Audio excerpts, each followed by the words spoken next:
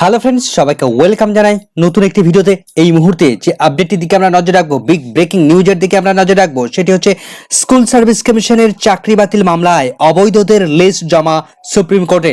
Supreme কোর্টের নির্দেশ মতো গত 3রা আগস্ট যে রিপোর্ট সুপ্রিম কোর্টে জমা করেছে স্কুল সার্ভিস কমিশন, সেখানে কতজনকে অবৈধভাবে চাকরি দিয়েছে তার সংখ্যা প্রকাশ করলো এসএসসি।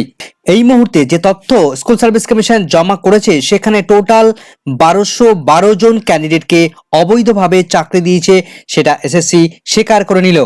এর আগে প্রায় 5000 জনের লিস্ট যেটা হাইকোর্ট এবং সুপ্রিম কোর্টে জমা করেছিল এসএসসি, তা থেকে কিভাবে কমে গিয়ে এই 1212 জনে এসে দাঁড়ালো তা নিয়ে বিগ প্রশ্ন চিহ্ন উঠেছে ইতিমধ্যেই। টোটাল 4টে স্তরের কোন স্তরে কতজনকে অবৈধভাবে চাকরি দিয়েছে এসএসসি তার বিস্তারিত দেখে নেব আমরা এই ভিডিওর মধ্যে। কোনো রকম স্কিপ না করে শেষ পর্যন্ত দেখার অনুরোধ রইল। তো চলুন আমরা বিস্তারিত জেনে নিই। গত 16 জুলাই সুপ্রিম কোর্ট নির্দেশ দিয়েছিল যে স্কুল সার্ভিস কমিশনের এই চাকরি বাতিল মামলায় টোটাল যে সমস্ত পিটিশনার এবং রেসপন্ডেন্ট রয়েছেন তাদের 5টি ক্যাটাগরিতে ভাগ করে দিয়েছিলেন এবং এই 5টি ক্যাটাগরির প্রত্যেককে তাদের রিপোর্ট জমা করার নির্দেশ দিয়েছিলেন এবং সেই রিপোর্টটা 5 পেজের মধ্যে জমা করার নির্দেশ দিয়েছিলেন। তো সেই মতো স্কুল সার্ভিস কমিশন তারা তাদের রিপোর্ট সাবমিট করেছে গত 3রা আগস্ট 2024 তারিখে। সেই রিপোর্টে স্কুল সার্ভিস কমিশন তারা অযোগ্যদের তালিকা প্রকাশ করেছে।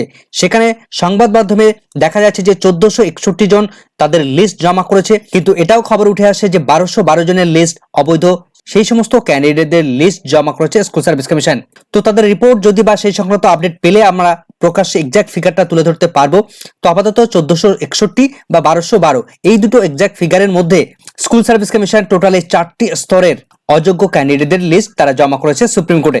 তো স্কুল সার্ভিস কমিশনের নিয়োগ দুর্নীতি কাণ্ডে এই মুহূর্তে সব থেকে বড় খবর, এবার 26,000 চাকরি বাতিল মামলায় অযোগ্যদের সংখ্যা জানালো স্কুল সার্ভিস কমিশন এসএসসি।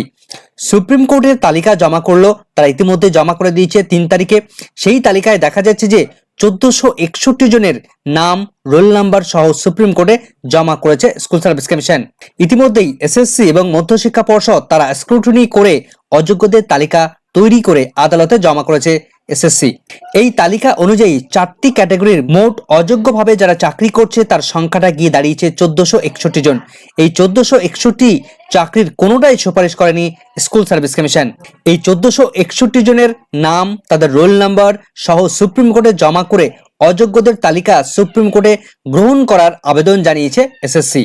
তবে ইতিপূর্বে কলকাতা হাইকোর্টে প্রায় 4800 প্লাস যে সমস্ত ক্যান্ডিডেট অযোগ্য ক্যান্ডিডেটের লিস্ট তারা জমা করেছিল এবং সেই লিস্ট সুপ্রিম কোর্টে জমা করেছিল, সেই লিস্ট থেকে স্কুল সার্ভিস কমিশন তারা পুনরায় রিভেরিফিকেশন করে এই সংখ্যাটা পুনরায় আবার তারা নতুন করে কমিয়ে নিয়ে এলো, অর্থাৎ 1461-তে নিয়ে এলো।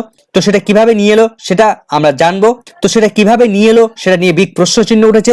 তবে ইতিমধ্যেই স্কুল সার্ভিস কমিশন তারা যে রিপোর্ট দাখিল করেছে, সেখানে ওএমআর শিট কারচুপি বা বিকৃতির কোনো তথ্য তারা দেয়নি সুপ্রিম কোর্টে। তো কোন লেভেলে কতজনের অযোগ্য লিস্ট জমা করেছে সেটা যদি আমরা দেখি, তাহলে আমরা দেখতে পাবো এসএসসির তালিকা অনুযায়ী যে অযোগ্যদের সংখ্যা তারা প্রকাশ করেছে সেটা আমরা দেখতে পাচ্ছি। গ্রুপ সি তে অযোগ্য রয়েছে 381 জন ক্যান্ডিডেট। গ্রুপ সি তে র্যাঙ্ক জাম্প রয়েছে 132 জন ক্যান্ডিডেট। প্যানেলের বাইরে থেকে রিক্রুটেড হয়েছেন 249 জন, প্যানেলের মধ্যে ছিলেন না তবু তাদের চাকরি দেওয়া হয়েছে। গ্রুপ ডি তে অযোগ্য ক্যান্ডিডেট রয়েছে 608 জন ক্যান্ডিডেট। গ্রুপ ডি তে র্যাঙ্ক জাম্প করেছেন 237 জন ক্যান্ডিডেট। গ্রুপ ডি তে প্যানেলের বাইরে থেকে নিয়োগ হয়েছে 371 জন ক্যান্ডিডেট। নবম দশমে অযোগ্য সংখ্যা রয়েছে 185 জন ক্যান্ডিডেট।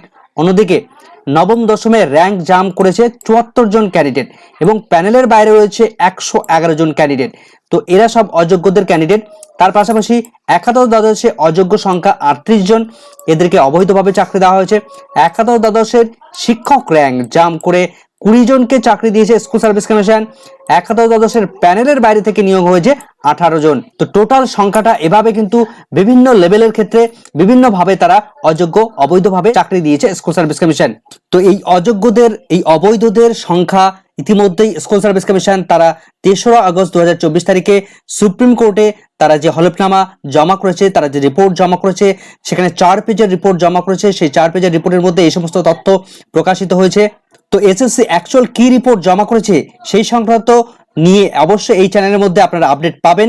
এই রিপোর্ট নিয়ে এই চ্যানেলের মধ্যে বিস্তারিত আপডেট পাবেন। তো ততক্ষণে চ্যানেলটির সঙ্গে থাকবেন। চ্যানেলটিতে নতুন হলে অবশ্যই সাবস্ক্রাইব করে রাখার অনুরোধ রইল। ভিডিওটি শেষ পর্যন্ত দেখার জন্য সকলকে ধন্যবাদ।